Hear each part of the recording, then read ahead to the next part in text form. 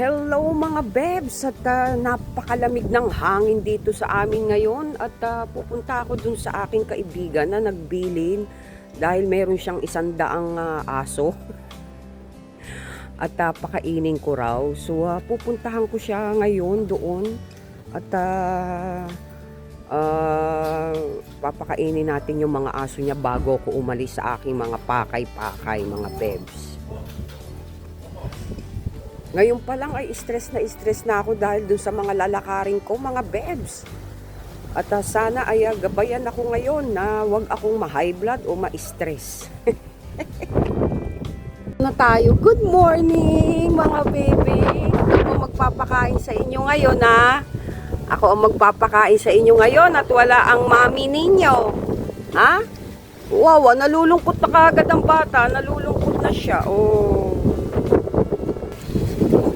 Tayo dito ganun pang-scoop niya para i-slide ng ganun. So, ito na mga baby ha.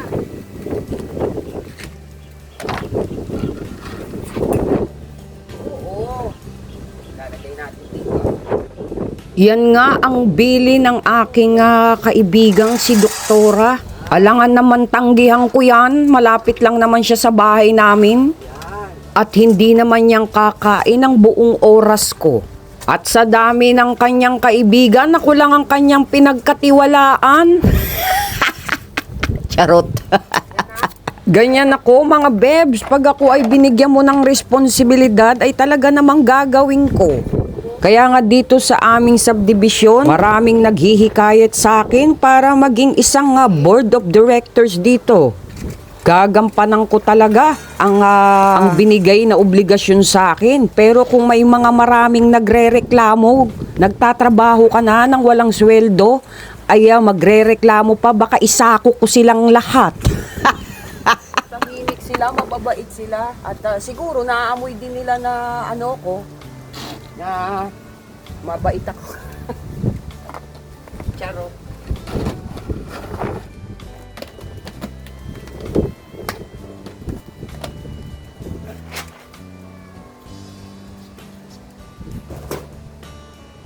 So malaking bagay itong slider na to. O kain na, bebe. Kain na ha. Inulungkot ka? Babalik naman sila agad. Ha? Babalik naman agad yan sila, ha? Huwag na kayong malungkot, ha? Ay, hindi po pwedeng lumabas ngayon. At baka mamaya masagasaan ka.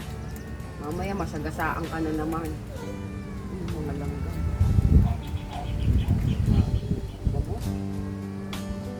Para akyatan dapat spring. Ibuhos mo na lang yung para walang langgam. So may mga umaaligid ng mga langgam at yung langgam ng mga yan, mga bebs, ay sobrang masakit mga gat. Yung itim, na mga mabagal kumilos pero grabe kung mga gat.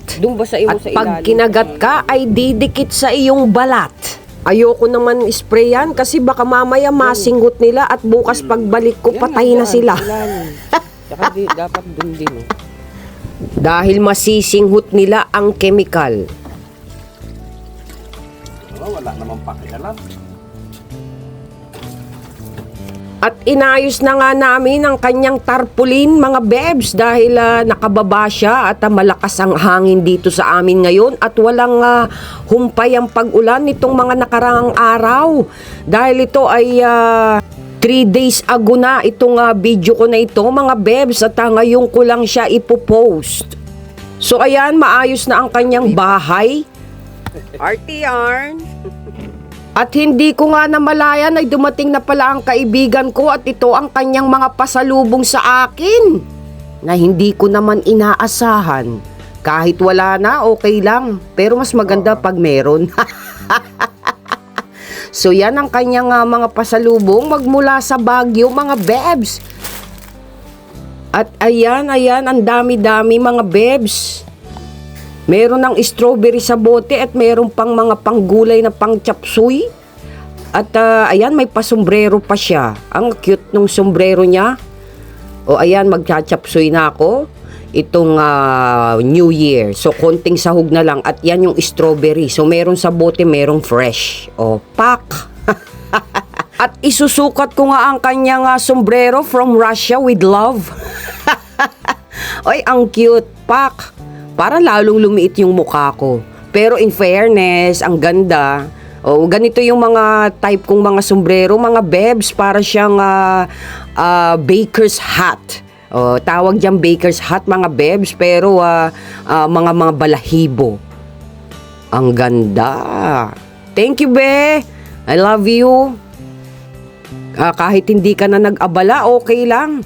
Pero mas maganda yung nag-aabala ka. At eto pa yung isang bonnet, mga bebs, na maalabaksir ang dating mo. At eto ring isang kapitbahay ko na kadarating lang galing ibang bansa ay hindi rin talaga ako nakakalimutan. Meron pa siyang paperero. Malayo pa ang Valentine's pero meron na siyang perero. So yun lang mga bebs, good vibes. Thank you for watching.